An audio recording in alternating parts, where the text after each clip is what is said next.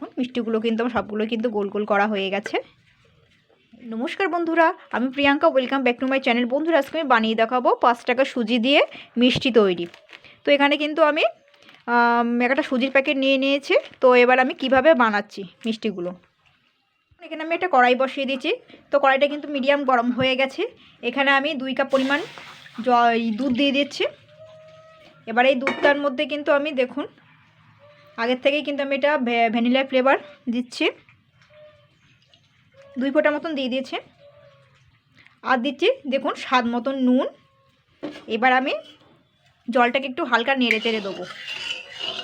এই সুজির যে ডোটা করতে হবে সেটা কিন্তু একটু শক্ত করেই করতে হবে, কিন্তু গুলে গেছে। এবার আমি সুজিটা অর্ধেক সুজি আমি কিন্তু ঢেলে দেবো। এর কিন্তু অর্ধেকটা সুজি আমি ঢেলে দেবো।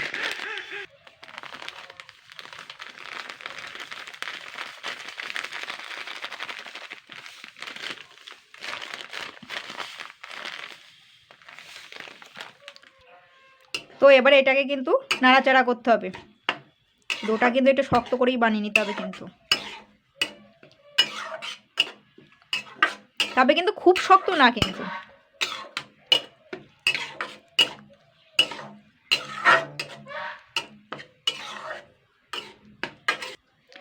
তো দেখুন এরকম একটা ডো তৈরি করে নিতে হবে। তো এবার আমি এটাকে গ্যাস থেকে নামিয়ে নেবো। নামিয়ে নিয়ে ডোটা একটু ঠান্ডা করে নেবো। তবে কিন্তু পুরোপুরি ঠান্ডা করা যাবে না, এটা একটু গরম অবস্থায় কিন্তু এই কাজটা করতে হবে।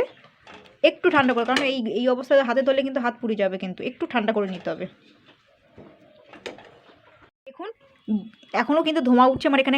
এটা কিন্তু এখনও ভালোই গরম আছে। জাস্ট আমি এটাকে 1 মিনিট মতন রেখে দিয়েছিলাম। তো আমি কিন্তু এবারে সুজি এই ডোটাকে কিন্তু ভালো করে একটুখানি যেরকম আটা চটকায় তো সেরকম করে একটু চটকে নেবো, মানে আর কি একটু মেখে নিতে হবে। এই কাজটা কিন্তু গরম অবস্থায় কিন্তু করতে হবে, কিন্তু ঠান্ডা হয়ে গেলে কিন্তু সুজির গায়ে যখন গোলগুলো পাকাবেন তখন কিন্তু ক্র্যাক ধরে যাবে, ভালো হবে না কিন্তু সেই মিষ্টিটা আর কি।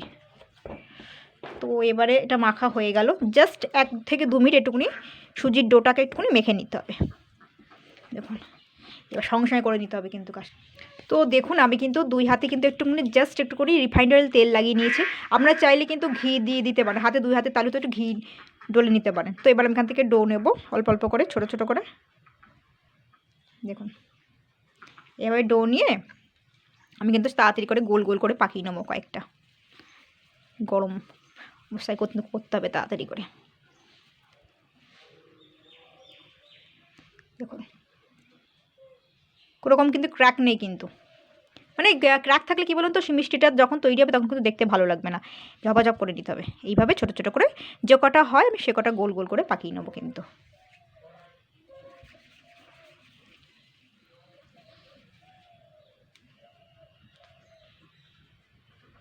সবকটাই কিন্তু সুন্দর করে গোল গোল করে পাকিয়ে নিয়েছি। আমার হাতটাও কিন্তু ব্যথা হয়ে গেছে।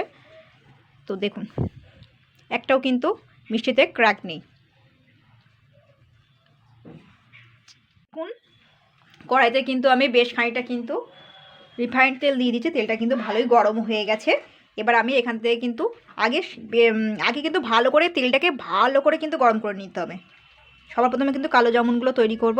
তো এইবার আমি এগুলোকে কিন্তু দিয়ে দেবো, তাহলে কিন্তু কড়াইয়ের গায়েটা লাগবে না। এগুলো আমি কিন্তু অর্ধেকটা করে করে ভাজবো, ঠিক আছে।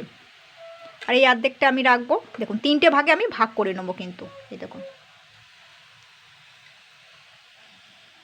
আগে এইগুলো ভাজা হবে, তারপরে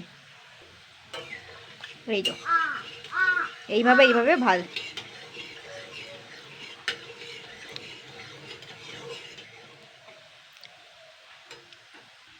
তো দেখুন যা কালো জামগুলো কিন্তু সুন্দর ভাজা হয়ে গেছে।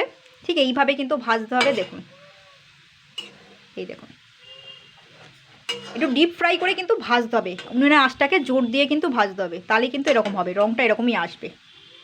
এইবার আমি গোলাপ জামুনের কালারটা তৈরি করে নেব।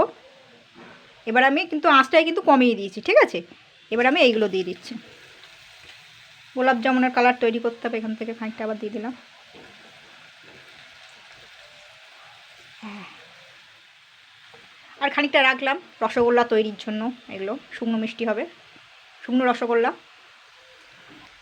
তো দেখুন এবার আমি এগুলোকে আমি সুন্দর করে গোলাপ জামুন যেরকম কালার তৈরি করে তো সেরকম করেই করে নেবো, হেবি সুন্দর হবে। পুরো অরিজিনাল কালো জামুন তৈরি হয়ে গেছে দেখুন পুরো। একটু এখন একটুখানি ভেজেছে তো একটু কড়া হয়ে গেছে ওপরটা, তবে এই চিনি রসে দিলে কিন্তু একদম নরম হয়ে যাবে। কিন্তু সুজি তো এমনি চিনি রসে পড়লে এমনি নরম হয়ে যায়। তো এবার একটা কালার তৈরি করতে হবে সুন্দর হালকা, দেখুন পুরো গোলাপ জামুনের কালার তৈরি হয়ে গেছে। কিন্তু আমাকে এই কালো জামুনের কালারটা তৈরি হয়ে গেছে, এবার গোলাপ জামুনের আরেকটা যে কালার আছে সেটা করতে হবে, লালচে কালারটা করতে হবে। এগুলো যেরকম আছে সেরকমই থাক, অসুবিধা কিছু নেই। তো আমি কিন্তু কালো জামুনগুলো তুলে নিয়েছি ভেজে, দেখুন এটাকে একটুখানি কালার ধরে আসলে আমি কিন্তু নামিয়ে নেবো।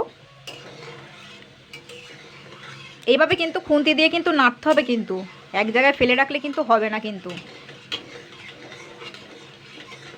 এইভাবে নাড়তে হবে কিন্তু। দেখুন এইগুলোও কিন্তু তুলে নেবো, দেখুন খুব সুন্দর কালারটা ধরেছে।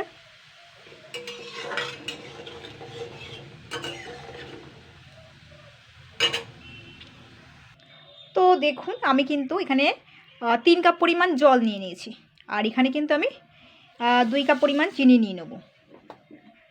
আর একটু মেপে নিয়ে নেবো আর 1 কাপ। চিনিটা কিন্তু খুবই মিষ্টি হবে, সেই জন্য দিতে হবে, সেই বুঝে দিতে হবে। 2 কাপ চিনি দিয়ে দিলাম 3 কাপের জলে। এবার এটাকে কিন্তু ভালো করে ফুটোতে হবে জলটাকে, চিনির শিরাটা আর কি বানিয়ে নিতে হবে। ধরুন এই 3-4 মিনিট ভালো করে ফুটিয়ে নিতে হবে জলটাকে। এই জলটা কিন্তু 3-4 মিনিটেই হয়ে গেছে, মোটমাট 4 মিনিট কিন্তু হয়ে গেছে। তো চিনির শিরাটা কিন্তু অনেকটাই হয়ে এসছে, আর চিনিটা কিন্তু ভালো করে গুলেও গেছে, দেখুন ফুটছে। এইবার কিন্তু আমি মিষ্টিগুলো দিয়ে দেবো, এইগুলো দিয়ে কিন্তু এবার ফোটাতে হবে, বুঝলেন। এইগুলো দিয়ে এবার ফুটিয়ে নেবো সুন্দর। হ্যাঁ, চিনির রসে এইবার চাপড় চুপুর, ব্যাস দেখুন ভালো করে কিন্তু ফুটাতে হবে, আরও 5 মিনিট কিন্তু ফুটাতে হবে, তাহলে চিনি শিরাটা কিন্তু এর মধ্যে ভালোভাবে যাবে। দেখুন মিষ্টিগুলো কিন্তু সবগুলোই তৈরি হয়ে গেছে। তো এইভাবে ট্রাই করবেন, সুজির প্যাকেট দিয়ে দোকানের মতন পুরো মিষ্টি তৈরি। এগুলোকে কিন্তু বেবি সুইট বলে।